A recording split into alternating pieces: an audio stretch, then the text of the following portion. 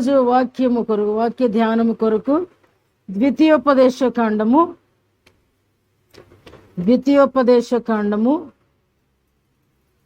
3వ అధ్యాయము 22వ వచనము. ద్వితీయోపదేశ కాండము 3వ అధ్యాయము 22వ వచనము. మీ దేవుడైన యెహోవా మీ పక్షముగా యుద్ధము చేయువాడు గనుక వారికి భయపడవద్దని ఆజ్ఞాపించి తిని. దేవుడు తన పరిశుద్ధ వాక్యము దీవించును గాక. ఇక్కడ ఉన్నటువంటి సత్యం ఏమిటంటే, మోషే తన టెస్ట్ మనీ చెప్తూ గతించిపోయినటువంటి అంటే కొంతమంది పెద్దవాళ్ళందరూ కూడా అడవిలో అయిపోవటము, పెద్దవాళ్ళు అయి చనిపోవటం జరిగింది. ఇప్పుడంతా కూడా యవనస్తులు వచ్చేసారు. దగ్గర యెహోషువ నాయకత్వానికి సమీపముగా ఉన్నారు. అయితే జరిగిన సంగతులన్నిటినీ గూర్చి ఆ ప్రజలతో చెబుతూ మోషే అంటున్నాడు, ఇదిగో అంతకుముందు చూస్తే కూడా మన మీదకి 2 రాజులు వచ్చారు. 18వ వచనంలో ఆ అధ్యాయంలో పైభాగంలో ఉంటాయి. మన మీదకి 2 రాజులు వచ్చారు. వారెవరు అని అంటే ఓగు, సిహోను. వాళ్ళిద్దరిని కూడా మనం సర్వనాశనం చేశాము. దేవుడు మనకి ఆ రీతిగా చేశాడు. ఎందుకనంటే అది స్వాధీనపరుచుకోవడానికి కూడా 18వ వచనం నేను చదువుతున్నాను. యెహోవా ఈ దేశమును మీకు ఇచ్చెను. మీలో పరాక్రమవంతులందరూ యుద్ధ సన్నద్ధులై మీ సహోదరులకు ఇజ్రాయేలీయుల ముందర నది దాటవలెను. అంటే ఇక్కడ చెప్తున్నాడు అనమాట. అంటే ఈ దగ్గర యోర్దాను నదికి యువతలు చెప్తున్నటువంటి మాటలు. నది దాటారు అని అంటే యెరూషలేములోకి వెళ్ళిపోయినట్లే. అలాంటి పరిస్థితులలో అద్భుతకరముగా దేవుడు ఇక్కడ మోషే చెప్తున్నాడు, మనము ఈ రీతిగా ముందుకు సాగిపోయాము కాబట్టి మీరేమీ భయపడొద్దు, మీ దేవుడు మీ పక్షముగా యుద్ధము చేయువాడు అని చెప్తున్నాడు. ఇక్కడ నా అంశం ఏమిటి అని అంటే, మీ దేవుడైన యెహోవా మీ పక్షముగా యుద్ధము చేయువాడు. మన దేవుడు మన పక్షముగా యుద్ధము చేయువాడుగా ఉన్నాడు అనే సంగతిని ఈరోజు ఎవరి విషయంలో దేవుడు యుద్ధము చేసి ఆయన ప్రజలకు ఆయన విజయం ఇచ్చారో ఒకసారి జ్ఞాపకం చేసుకుని ఉంటే, మన జీవితాలలో కూడా దేవుడు మా పక్షము కూడా యుద్ధము చేస్తానికి ఆయన సమర్థుడు అనే విశ్వాసములోనికి మనము ముందుకు వెళ్ళడానికి కృప దొరుకుతుంది. కాబట్టి మనం ధ్యానించడానికి 2వ దినవృత్తాంతాల గ్రంథము 20వ అధ్యాయము చూద్దాము. 2వ దినవృత్తాంతముల గ్రంథము 20వ అధ్యాయము. నేను అక్కడక్కడ చదువుతాను. ఇక్కడ సందర్భం ఏమిటి అని అంటే, ఇక్కడ ఉన్నటువంటి వ్యక్తి ఎవరు అని అంటే యెహోషాపాతు. ఈ సందర్భం మనం ఒకసారి ధ్యానించాము. అయితే ఇక్కడ చాలా చక్కగా దేవుడు ఆయనే ఎలాగ యుద్ధం చేశారు అనేది ఇక్కడ చక్కగా ఈ భక్తుడు రాస్తూ ఉన్నాడు. వీళ్ళ మీదకి ఎవరు వచ్చారు అని అంటే మోయాబీయులు, అమ్మోనీయులు వచ్చారు. యాక్చువల్లీ వీళ్ళిద్దరినీ కూడా వీళ్ళు బయలుదేరి వచ్చేటప్పుడు మోషే అంటాడు, వీళ్ళిద్దరి జోలికి మనం వెళ్ళొద్దు, వీళ్ళని దాటుకుని వెళ్ళిపోదాం అంటాడు. కారణం ఏమిటి అని అంటే, మోయాబీయులు, అమ్మోనీయులు ఎవరు అని అంటే లోతు సంతానం, లోతు కుమార్తెలకు వచ్చినటువంటి సంతానం. అటు లోతును బట్టి మోషే ఏం చేశాడంటే గౌరవపరిచి వాళ్ళని దాటి వీళ్ళని ఏమీ చేయకుండా నడి రోడ్డు మీద అంటే మెయిన్ రోడ్డు మీద నుంచి వాళ్ళు వెళ్ళిపోవటం జరిగింది. వీళ్ళు అసలు ఏమాత్రం కెలకలేదు. అయితే ఇక్కడ వీళ్ళు ఏం చేశారు అని అంటే, ఇంత జరిగి వీళ్ళు గౌరవపరిచి వెళ్ళిపోయిన తర్వాత వీళ్ళ మీదకి ఎగిసి వచ్చారు వీళ్ళు. అప్పుడు యెహోషాపాతు ఏం చేస్తున్నాడు అంటే, ఇక్కడ చూద్దాము, అక్కడక్కడ నేను చదువుతాను. వీళ్ళు అన్ని గుంపుల వారు కలిసి వచ్చారు కాబట్టి మొత్తం 4 గుంపులు ఉంటారు. ఇక్కడ ప్రార్థన చేస్తూ ఉంటాడు. యెహోషాపాతు యుద్ధానికి త్వరపడి బయలుదేరనీయలేదు కానీ దేవుని సన్నిధిలో ప్రార్థన చేస్తూ ఉన్నాడు. మరి ఆ రోజేమో మేము హతమార్చడానికి వీలు లేదంటూ మరి మీరేమో వాళ్ళని దాటి వెళ్ళిపోమన్నావు ప్రభువా. కానీ ఈరోజు వాళ్ళు ఎలా వచ్చారు అని అంటే 4 దిక్కుల నుంచి 4 గుంపులు వచ్చి ఉన్నారు. వాళ్ళని ఎదిరించడానికి మాకు బలము చాలదు. 7వ వచనం, నీ జనులైన ఇజ్రాయేలీల ఎదుట నుండి ఈ దేశపు కాపురస్తులను తోలివేసి నీ స్నేహితుడు అంటే చక్కగా జ్ఞాపకం చేస్తున్నాడు. తర్వాత అంటున్నాడు, వారు అందులో నివాసము చేసి కీడైనను యుద్ధమైనను తీర్పైనను తెగులైనను కరువైనను మా మీదికి వచ్చినప్పుడు మేము మందిరం ఎదుట నీ ఎదుట నిలువబడి మా శ్రమలో నీకు మొర్రపెట్టిన ఎడల. అంటే మందిరం కట్టబడింది, ఆ మందిరం వైపు తిరిగి ఎవరైతే ప్రార్థన చేస్తారో ఆ ప్రార్థన ఆలకిస్తానని చెప్పావు కదా. ఇదిగో ఇప్పుడైతే చూడు, ఈ విధముగా ఈ జనాంగాలు వచ్చి మా మీద పడిపోయారు అన్నప్పుడు అక్కడ అంటున్నాడు చూడండి, అలా ప్రార్థన చేస్తూ నీవు వారికి తీర్పు తీర్చవా. 12వ వచనంకి వచ్చేసరికి, నీవు వారికి తీర్పు తీర్చవా, మా మీదికి వచ్చు ఈ గొప్ప సైన్యముతో యుద్ధము చేయుటకు మాకు శక్తి చాలదు, ఏమీ చేయుటకు మాకు తోచదు, నీవే మా దిక్కు అని ప్రార్థన చేశాను. ఈ సందర్భాన్ని ఎందుకు నేను జ్ఞాపకం చేస్తున్నానంటే, సాధారణంగా మనకి వ్యాధి వచ్చినా బాధ వచ్చినా సమస్య మనమే పరిష్కారం చేసుకోవాలి అనేది మన శరీరం మనకి బోధిస్తుంది. జ్వరం వచ్చింది ట్యాబ్లెట్ వేసుకో, జ్వరం వచ్చింది డాక్టర్ దగ్గరికి వెళ్ళు, నడు నడు నడు అంటారు ఇంట్లో వాళ్ళు కూడా. కానీ ఇంత మహా ప్రార్థనాపరుడైనటువంటి రాజు, ఈయన దగ్గర చాలా బలం ఉన్నప్పటికీ ఈయన అంటున్న మాట ఏమిటి అని అంటే, అయ్యా వారిని ఎదుర్కోవడానికి, ఇంత గొప్ప సైన్యాన్ని ఎదుర్కోవడానికి మా వలన కాదు. ఇతన్ని బట్టి మనం నేర్చుకునేది ఏమిటంటే, వచ్చిన దాన్ని తట్టుకోవడానికి శక్తి చాలదు ప్రభువా అనేది మనం మొట్టమొదటిగా గ్రహించాలి. సమస్య రాదు అని ప్రభు ఎక్కడ చెప్పలా. ఆయనను ఆశ్రయించిన వారికి అస్సలు ఏది కూడా సమస్య రాదు, యుద్ధాలుండు పోరాటాలుండు అని ఏం చెప్పలేదు. అసలు వాళ్ళకే సమస్యలు వస్తాయని చెప్పాడు. అయితే భక్తుడెప్పుడు కూడా దేవునిని ఆశ్రయించాలి. భక్తుడెప్పుడు కూడా సృష్టిని ఆశ్రయించకూడదు, మన మీద మనం కూడా ఆధారపడకూడదు. ఈయన అంటున్నాడు, మా శక్తి చాలదు. అవును, ఒకవైపు వస్తే సైన్యం అంతా కలిపి ఒకవైపు వెళ్తుంది, లేదా రెండో వైపు వస్తే సైన్యం విభాగించబడి రెండు వైపులా వెళ్తుంది. 4 వైపులా ఒకే సైన్యం వస్తే కొన్ని వేల మందిని ఎదుర్కోవడానికి నిజంగా శక్తి చాలదు. దీన్ని బట్టి మనం ఆలోచన చేయవలసింది ఏంటంటే, శరీరంలో చాలా బలహీనతలు వస్తాయి. శరీరంలో ఒకేసారి చాలా బలహీనతలు వస్తాయి.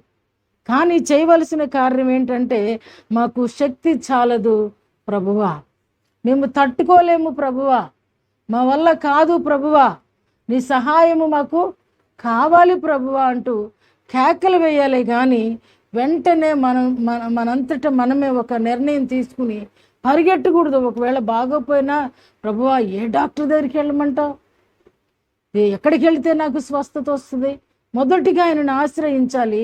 ఆయన సలహా మేరకు వెళ్ళినప్పుడు అద్భుత కార్యం జరుగుద్ది అని నేను ఆశపడుతున్నాను. ఎందుకంటే ఈ అధ్యాయాన్ని బట్టి. కానీ ప్రభువారు అంటున్న మాటలు చూస్తే ఎంత ఊరడి వస్తుందంటే చూడండి, 15వ వచనంలో, ఈ గొప్ప సైన్యమునకు మీకు భయపడకుడి. చూడండి, ఈ గొప్ప సైన్యమునకు ఏమని కరెక్ట్గా తను ప్రార్థించాడో దానికి మొట్టమొదటి ఆన్సర్ వస్తుంది. ఏ సమస్యకు దేవుడు ఎంత డైరెక్ట్గా మాట్లాడుతున్నారు అని అంటే, ఆయనలో డొంక తిరుగుడు ఉండదండి. మీరు ఆ సైన్యాన్ని చూసి భయపడుతున్నారా? 4 రకాల సైన్యాలను చూసి, 4 దిక్కులా వచ్చిన సైన్యాన్ని చూసి మీరు భయపడుతున్నారా? మొదట మీరు భయపడకండి, జడియకండి. తర్వాత ఈ యుద్ధము మీరు కాదు, అండర్లైన్ చేసుకోండి మీ బైబిల్లో. ఈ యుద్ధము మీరు చేయవలసిన, మీరు చెందవలసిన పోరాటము మీరు కాదు. ఏం చేస్తాడంటండి? ఎంత అద్భుతమైన మాట అండి. ఈ యుద్ధము మీరు కాదు. నువ్వు చేయవలసిందల్లా ఏంటి? ఇప్పుడు అడగటమే. నువ్వు చేయవలసిందల్లా నీ నిర్ణయాన్ని మార్చుకోవటమే, నీ ప్రయత్నాలను వదిలిపెట్టడమే. సమస్య వైపు కాదు చూసేది, సమస్య తీర్చే పరలోకం వైపు మనకు అనుదృష్టి ఉండాలి. ఈ యుద్ధము మీరు కాదు. మీ శరీర సంబంధంగా దేవుడు మాట్లాడుతున్న మాట, మీ సమస్యల కొరకు, దేవుడు మాట్లాడుతున్న మాట ఏంటంటే, ఈ యుద్ధము మీరు కాదు, దేవుడే ఈ యుద్ధమును చేస్తాడు. నీ సమస్యకు పరిష్కారము సాధారణంగా ఆయన సలహా ఇచ్చి ఊరుకునే దేవుడు కాదు. నువ్వు ఒక్కడివే వెళ్ళు, నేను తర్వాత వస్తాననే దేవుడు కాదు. అక్కడే నిన్నే అంటున్నాడు దావీదుతో, ఆయన తోడుగా ఉన్నాడు కాబట్టి ఆయన వర్ధిల్లాడంట. తోడుగా లేకపోతే ఎవరు వర్ధిల్లలేరు. అందుకని ఇక్కడ అంటున్నాడు, ఈ యుద్ధము మీరు కాదు, మీరు కాదు. మన స్వరము మాత్రమే చేయవలసింది యుద్ధం. మన స్వరము మాత్రమే ప్రభువా ప్రభువా అని కేకలు వేయాలండి. ఇది మనం చేయవలసిన యుద్ధం, మనం గదిలో చేయవలసిన యుద్ధం. ఒకవేళ బాగోని పరిస్థితుల్లో నువ్వు మోకరిస్తేనే వింటానని దేవుడు ఎన్నడూ ఎప్పుడు ఎవరితోనూ చెప్పలేదండి. నువ్వెక్కడ నుండి చేసినా అది హృదయపూర్వకమైనదైతే దేవుడు అద్భుతము చేస్తాడండి, అద్భుతము చేస్తాడు. నిజంగా కష్టకాలంలో మనం ఎక్కడి నుండి పడుకుని చేసామా లేదా కూర్చుని చేసామా మోకరించి చేసామనేది ఆయన చూసేవాడైతే ఏ వ్యక్తి కూడా కార్యాలు రుచి చూడలేడు, ఏ వ్యక్తి కూడా కార్యాలు రుచి చూడలేడు. అందుకనే ఈ యుద్ధము మీరు కాదు, దేవుడే జరిగించును. రేపు వారి మీదకి పోవుడి, రేపు వారి మీదకి పోవుడి. ఇప్పుడేం చేయాలి? యుద్ధ భూమికి వెళ్ళాలా అక్కర్లేదా? నేను చేస్తానన్నాడు కదా అని మనం ఏం చేస్తామండి? దేవుడు చేస్తాడు అని తగ్గిపోద్ది వెళ్ళమ్మా అన్నాం అనుకోండి, వెళ్ళి ప్రశాంతంగా బాడీకి రెస్ట్ కావాలని పడుకున్నాం అనుకోండి, అప్పుడు జరిగేది ఏంటండి? అప్పుడు ఏం జరుగుద్ది? సమస్యకి పరిష్కారం అంటే అప్పుడు దేవుణ్ణి ఏమంటాము? నాకు చేయలేదండి అంటాం, చేయించుకుంటూ రాలేదని అను. ఇక్కడ అంటున్నాడు, ముందు చెప్పిన మాటేమో మీరు భయపడొద్దు, జడియొద్దు, మీరు యుద్ధం చేయవలసిన పని లేదు, మీ దేవుడు మీకు చేస్తాడు. మళ్ళీ వెంటనే దాన్ని అంటున్నాడు, రేపు మీరు యుద్ధ భూమికి వెళ్ళండి. వాళ్ళు అలాగనే వెళ్ళారు. ఆ తర్వాత వచ్చి నేను చెప్తా ఉందో చూడండి, యూదా వారులారా, మళ్ళా ఈ యుద్ధపు 17 ఈ యుద్ధములో చదవండి, ఈ యుద్ధములో మీరు కొట్లాడవలసిన అవసరం, మీరు కర్రలు తీసుకెళ్ళవలసిన అవసరం లేదు. కానీ ఎక్కడికి వెళ్ళాలండి? యుద్ధ భూమికి మాత్రం రావాలి. పడుకుంటే కుదరదు, ఇంట్లో కూర్చుంటే కుదరదు.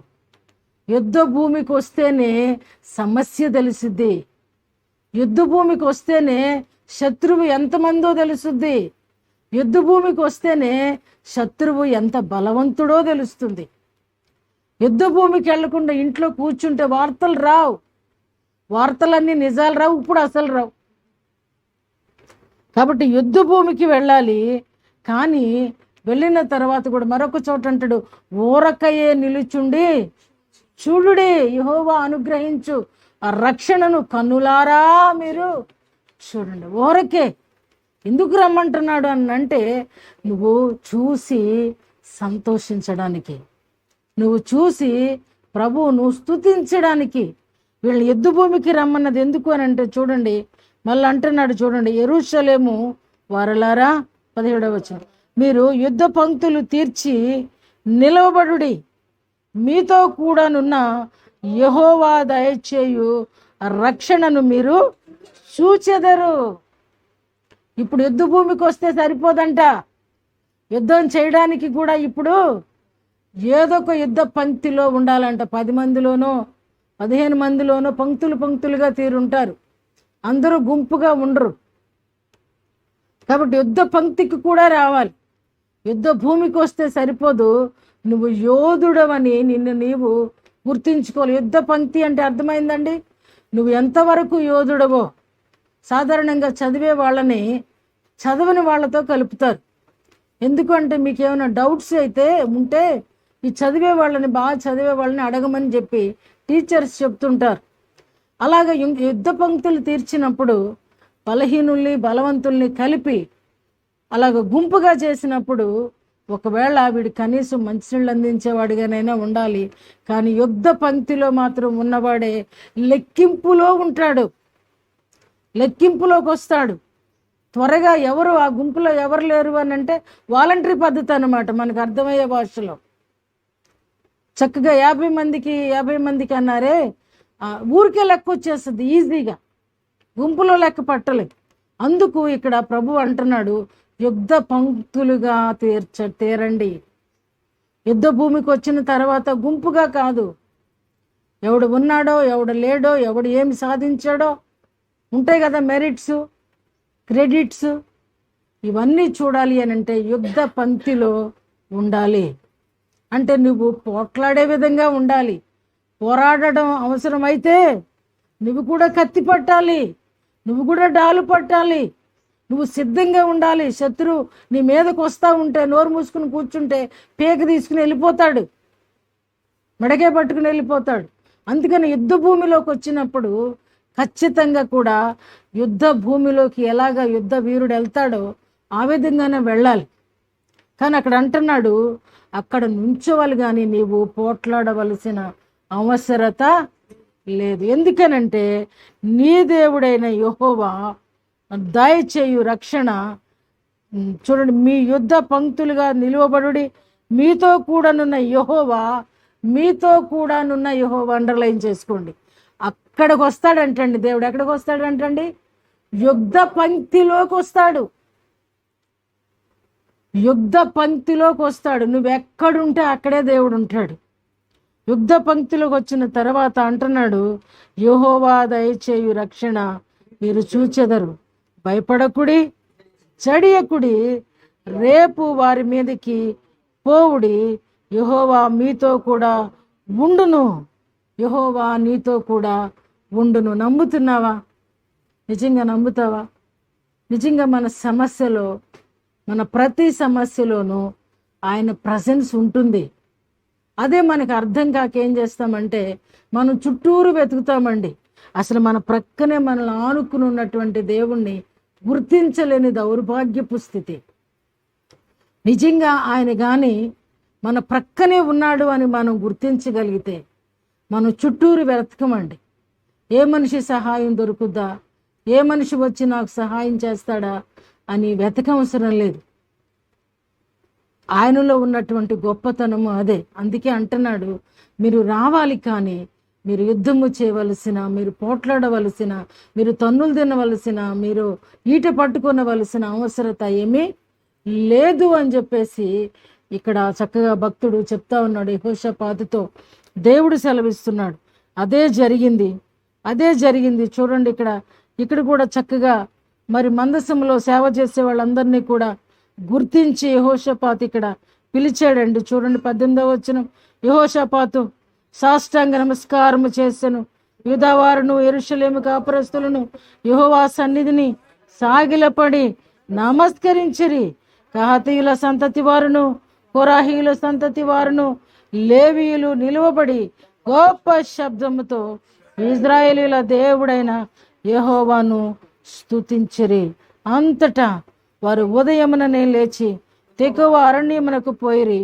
వారు పోవుచుండగా యెహోషాపాతు నిలువబడి, యూదావారులారా యెరూషలేము కాపురస్తులారా, నా మాట వినుడి, మీ దేవుడైన యెహోవాను నమ్ముకొనుడి, అప్పుడు మీరు స్థిరపరచబడుదురు.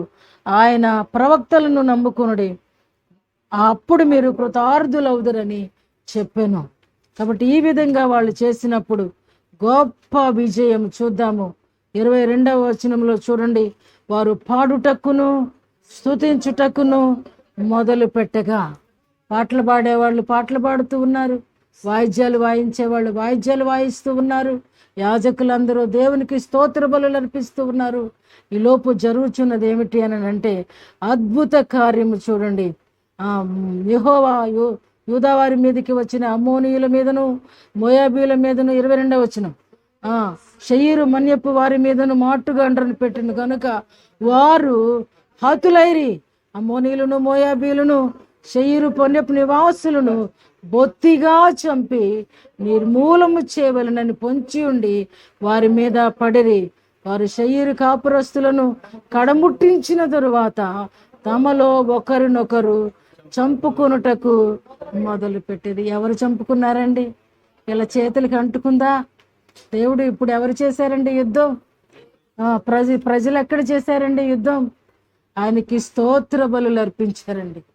పాటలు పాడుతూ, వాయిద్యాలు వాయిస్తూ, బోరలు ఊదుతూ ప్రభుకి స్తుతి మహిమలు చెల్లిస్తూ ఉంటే దేవుడు ఇంకా ఎక్కడ చేయనిస్తాడండి యుద్ధం? దేవుడు ఎక్కడ అవకాశం ఇస్తాడు? ఆ అవసరత ఎందుకు రానిస్తాడు? రానియడండి. ఆయన అద్భుతకరమైన దేవుడు. కాబట్టి నిజంగా ప్రభు అన్న మాట నిలబెట్టుకున్నారా? మీరు యుద్ధ భూమికి రండి అన్నప్పుడు ప్రజలు వచ్చారు. మీరు యుద్ధ పంక్తులుగా తీరండి అన్నప్పుడు యుద్ధ పంక్తులుగా తీరారు. ఆ తర్వాత యుద్ధము చేసినది ఎవరు అని అంటే దేవాతి దేవుడు. దేవాతి దేవుడు యుద్ధం చేశాడండి. ఎలా యుద్ధం చేశాడంటే వాళ్ళకి వచ్చినటువంటి శత్రువుకి వాళ్ళల్లో వాళ్ళే ఇశ్రాయేలీలాగా కనబడ్డారు. కాబట్టి వాళ్ళల్లో వాళ్ళు చంపుకోవడాన్ని మనం ఇక్కడ గమనిస్తున్నాం. తర్వాత వాళ్ళందరూ కూడా ప్రభు సన్నిధానంలో అలాగనే వచ్చేసారు. బెరాకా లోయలో దిగారు. అక్కడ కూడా ఎలాగ ప్రభువును స్తుతిస్తున్నారో చూస్తే 28వ వచనంలో వారు యెరూషలేములోనున్న యెహోవా మందిరమునకు స్వరమండల సీతారాలను వాయించుచు బోరలు ఊదుచు వచ్చిరి. ఇజ్రాయేలీల శత్రువులతో యెహోవా యుద్ధము చేసెనని దేశముల రాజ్యముల వారందరూ వినగా దేవుని భయము వారి మీదకి వచ్చారు. చూసారా? వాళ్ళకు మాత్రమే కాదండి, మిగిలిన శాసనలు ఏం చెప్పారు? ఓరు బాబో, ఇజ్రాయేలీలు కాదు, మా మీద యుద్ధం చేసింది ఇజ్రాయేలీలు అయితే మేము 4 దిక్కుల నుంచి వెళ్ళి వాళ్ళని జయించి వచ్చేసి ఉండేవాళ్ళం. కానీ వాళ్ళ దేవుడు వారి పక్షమున మాతో యుద్ధము చేశారు. ఇప్పుడు చుట్టూరు ఉన్నటువంటి ప్రతి ప్రాంతానికి కూడా దేవుని ఘనత మారుమోగిపోయిందండి. ఇక్కడ ఆ జ్ఞానాన్ని ఉపయోగించింది ఎవరు అనంటే యెహోషాపాతు. అతను ఇజ్రాయేలు వారికి రాజు, యూదా వారికి రాజు. అలాంటి రాజుగారికి ఎంత అవసరం అండి? చిన్న వాళ్ళ మనము దేవుని మీద ఆధారపడడానికి ఎంతో కష్టంగా అనుకుంటాం, ఆయన్ని నమ్మలేకపోతాం. కానీ రాజు అయ్యుండి మరి ఆ యొక్క పట్టణస్థులు లేదా ఆ దేశస్థులను మరి ప్రజలందరినీ కూడా నమ్మకం కలిగించే అంత భక్తి చేశాడు అని అంటే అతడు ఎంత భక్తిపరుడో మనము ఒకసారి అతని గురించి ఆలోచన చేయవలసిన అవసరత ఉంది. ఎందుకంటే ప్రార్థన అనేది పరిస్థితులను మార్చుద్ది, ప్రార్థన అనేది సమస్యలను తీర్చుద్ది, ప్రార్థన అనేది దేవునికి దగ్గరగా తీసుకెళ్తుంది, ప్రార్థన అనేది మన పక్షమున యుద్ధము చేయడానికి అదొక సారథిగా నిలుస్తుంది. ఇక్కడ మనకు చక్కగా అర్థమవుతుంది. ప్రభు సెలవిచ్చినట్లుగా యుద్ధ పంక్తులుగా తేరడం మన వంతు, యుద్ధ భూమికి వెళ్ళడం మన వంతు. యుద్ధ భూమికి వెళ్ళిన ప్రభువుని ఆరాధించడం కూడా, అంటే సమస్య వచ్చినప్పుడు మరి ఎక్కువగా స్తుతించాలి అనేది దీని మూల వాక్యము. కాబట్టి ప్రతి సమస్యకు పరిష్కారము యేసు పాదములే. అందుకనే అంటాడు 140వ కీర్తనలో దావీదు భక్తుడు అంటాడు 7వ వచనంలో, యుద్ధ దినమున నా తలను కాయివాడవు. నీవు ఆ మాట చదవండి. 140వ కీర్తన 7వ వచనము. అక్కడి కూడా ఒక లైన్ ఉంటుంది. 140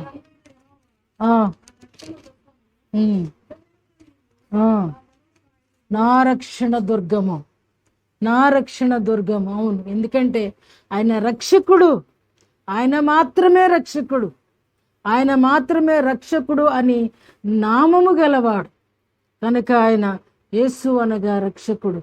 ఆయన మాత్రమే ఈ ప్రజలను రక్షించినట్లుగా మనం చూస్తున్నాం. అలాగే రాజుల గ్రంథంలో కూడా మరొక వ్యక్తి ఉన్నాడు అక్కడ, హిజ్కియా. మనకు కూడా అతను తెలిసిన వ్యక్తే. 19వ అధ్యాయం 35వ వచనంలో ఒక మాట చదువుదాం. రాజుల గ్రంథము 19వ అధ్యాయము 2వ రాజులు 19వ అధ్యాయము. ఇక్కడ కూడా మరి హిజ్కియా కూడా చాలా ప్రార్థనాపరుడు. ఇక్కడ సందర్భం ఏమిటి అని అంటే చెప్తున్నానండి, ఉండండి. అష్షూరు రాజు అనేటువంటి వాడు ఈ యొక్క హిజ్కియా అంటే దేవుని హిజ్కియా అనే ఆయన ఇజ్రాయేలు రాజు, ఆయన ఈయన మీదకి ఒక దినాన్న వచ్చి పడినప్పుడు హిజ్కియా కూడా పడటమే కాదు, ఒక ఉత్తరం రాసి కూడా వాళ్ళ సైన్యంలో ఒక అతనికి రబ్షాకి అని అతనికి ఇచ్చి పంపిస్తాడు. ఆ ఉత్తరంలో ఏమని ఉంటుందని అంటే దేవుని దూషిస్తూ, రాజును దూషిస్తూ, రాజు మిమ్మల్ని మోసం చేస్తున్నాడు అంటూ ఆ ఉత్తరంలో మూలవాక్యం. ఆ ఉత్తరాన్ని పట్టుకొని హిజ్కియా దేవుని సన్నిధికి వెళ్ళి ప్రార్థన చేస్తూ ఉన్నప్పుడు దేవుడు ఎంత చక్కగా మాట్లాడతాడో మనకి ఇక్కడ అర్థమవుతుంది. చూడండి, 1-2 మాటలు చదువుకుందాం. ఇక్కడ చూడండి, ఎంత ఆ ఉత్తరం చూసినప్పుడు చాలా కష్టంగా అనిపించి అంటున్నాడు కదా, 3వ వచనం, వీరు గోనె పట్ట కట్టుకొని అతని యొద్దకు వచ్చి అతనితో ఇట్లన్నరి, హిజ్కియా సెలవిచ్చినది ఏమనగా, ఈ దినము శ్రమయు శిక్షయు దూషణయు గల దినము. పిల్లలు పుట్టవచ్చిరి గాని కనుటకు శక్తి చాలదు. జీవము గల దేవుని దూషించుటకై అష్షూరు రాజైన తన యజమానుని చేత పంపబడిన రబ్షాకే పలికిన మాటలన్నీ నీ దేవుడైన యెహోవా ఒకవేళ ఆలకించి నీ దేవుడైన యెహోవాకు వినబడి ఉన్న ఆ మాటలను బట్టి ఆయన అష్షూరు రాజును గద్దించునేమో. కాబట్టి నిలిచిన శేషము కొరకు నీవు హెచ్చుగా ప్రార్థన చేయమని యెషయాకి చెప్తున్నాడు హిజ్కియా. యెషయా ప్రవక్త, హిజ్కియా రాజు చేస్తూ ఉన్నప్పుడు అప్పుడు అంటున్న దేవుడు అంటున్న మాట చూద్దాం. ఇక్కడ 6వ వచనము, నా యజమానునికి ఈ మాట తెలియజేయుడి, యెహోవా సెలవిచ్చినదేమనగా, అష్షూరు రాజు పనివారు నన్ను దూషింపగా నీవు వినిన మాటలకు భయపడవద్దు. అతనిలో ఒక ఆత్మను నేను పుట్టింతును, అతడు వదంతి విని తన దేశమునకు వెళ్ళిపోవును. తన దేశమందు కత్తి చేత అతన్ని కూలజేసేదను. దేవుడు అంటున్న మాటలండి. ఇప్పుడు హిజ్కియాను తన సైన్యాన్ని యుద్ధ భూమికి రమ్మనడం లేదు, యుద్ధం చేయమనట్లేదు. కానీ ఏమంటున్నాడంటే నేనే ఆ యుద్ధం చేస్తానంటున్నాడు. ఎందుకంటే రాజు దేవుని కూడా దూషించాడండి. ఇందా చూస్తేనేమో రాజ్యం కోసం వచ్చారు, ఇక్కడేమో సన్హెరీబ్ అనేటువంటి అష్షూరు రాజును దూషిస్తే పర్లేదు, కానీ జీవము గల దేవుణ్ణి కూడా దూషించాడు. కాబట్టి అంటున్నాడు, కత్తి చేత అతన్ని కూల చేసేదను. ఈ సన్హెరీబ్ అనేవాడిని అతని కుమారులే చంపేశారండి, కత్తితో పొడిచి. దేవుడు అంతగా యుద్ధం చేశాడు.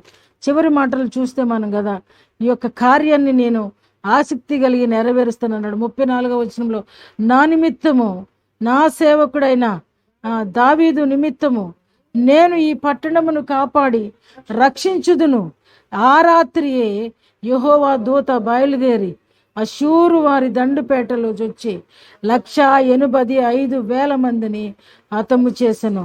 ఉదయమున జనులు లేచి చూడగా వారందరూ మృత కళేబరములై ఉండరి. చూసారా ఎంత దేవుడు యుద్ధం చేస్తే ఎలా ఉంటుందో?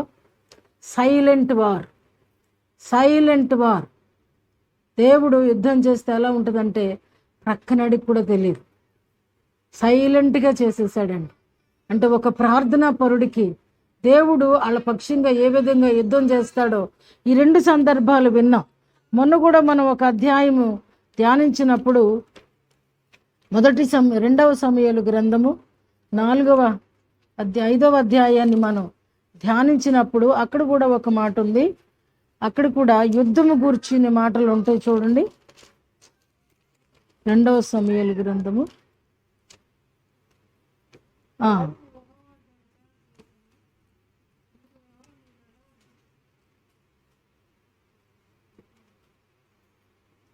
వచనమండి. కాబట్టి దావీదు బయల్పెరాజీమునకు వచ్చి అచట వారిని హతము చేసి జల ప్రవాహములు కొట్టుకొని పోవునట్లు యెహోవా నా శత్రువులను నా ఎదుట నిలవకుండా హతము చేసని అనుకొని, అట్లయిపోయిన తర్వాత క్రింద ఫిలిస్తీన్లు మరలా వచ్చి రిఫాయీము లోయలో వ్యాపింపగా దావీదు యెహోవా యొద్ద విచారణ చేసెను. అందుకు యెహోవా నీవు వెళ్ళవద్దు, చుట్టూ తిరిగిపోయి కంబళి చెట్లకు ఎదురుగా వారి మీద పడుము. కంబళి చెట్టు కొనలను చప్పుడు వినగానే ఫిలిస్తీయులు హతము చేయుటకై యెహోవా బయలుదేరి ఉన్నాడు గనుక అప్పుడే నీవు త్వరగా బయలుదేరవలెనని సెలవిచ్చాను. దావీదు యెహోవా ఆజ్ఞాపించిన ప్రకారము చేసి గేబా నుండి గెజేరు వరకు ఫిలిస్తీయులను తరుముచు హతము చేశాను. కొన్నిసార్లు మనుషులు కూడా యుద్ధం చేయవలసి ఉంటుంది. ఓ చోటేమో దేవుడే యుద్ధం చేశాడు, మరొక చోట ఆయన దూతను పంపించి యుద్ధం చేయించాడు. ఇక్కడేమో భక్తుడే యుద్ధం చేయాల్సి వచ్చింది. ఇది నేర్చుకునే సత్యం ఏంటి అని అంటే ఇందులో మనం నేర్చుకోవాల్సిన సత్యం ఏంటంటే అన్నిసార్లు ఒకేలాగా పరిస్థితులు ఉండవు. కొన్నిసార్లు మనం కూడా గెలిచే వరకు యుద్ధం చేయవలసి ఉంటుంది. మనం కూడా తగ్గే వరకు యుద్ధం చేయవలసి ఉంటుంది. ఒకనాటి ప్రార్థన ఫలితం రాదు. ఒకనాటి యుద్ధము మొత్తము సంపూర్ణమైపోదు. దేవుడు చేశాడు కాబట్టి సంపూర్ణమైపోయింది. మానవుడు చేయాలంటే దావీదు మరలా కూడా యుద్ధాలు చేస్తూ వెళ్ళాడు. కారణం ఏంటి అని అంటే మనము కూడా యుద్ధము చేయవలసిన బాధ్యత దేవుడు మనకిచ్చాడు.